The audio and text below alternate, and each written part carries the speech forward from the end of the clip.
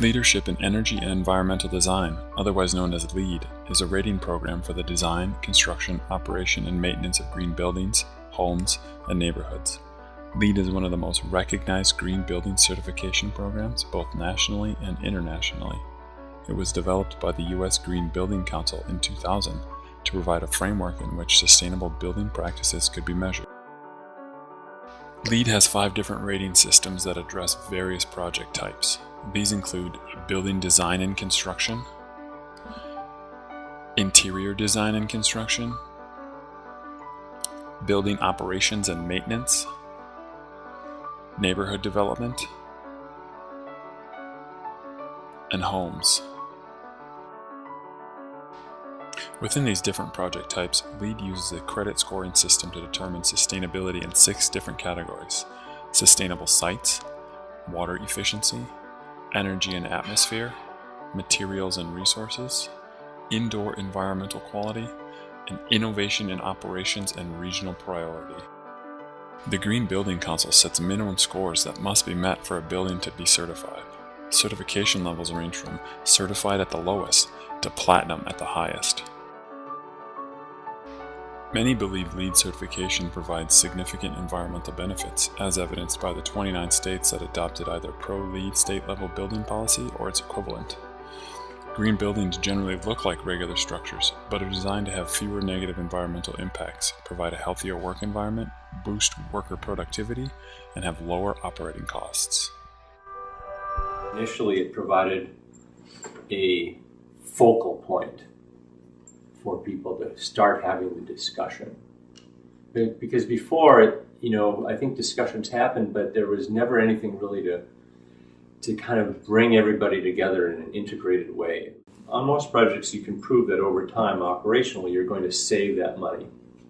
And that's very true on very small projects and on very large projects where they have huge energy costs.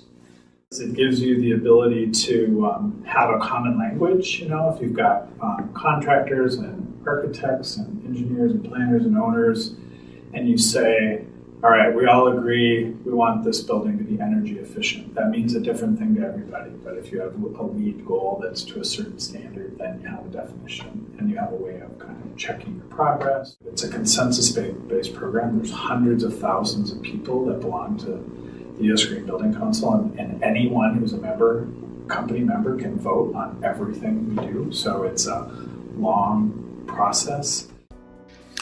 But is LEED certification truly sustainable? One case study conducted by the University of Wyoming found that the LEED rating method failed to account for the building's performance over its projected life. Also, the system only recognizes positive sustainable elements and does not penalize for inappropriate use of non-sustainable design.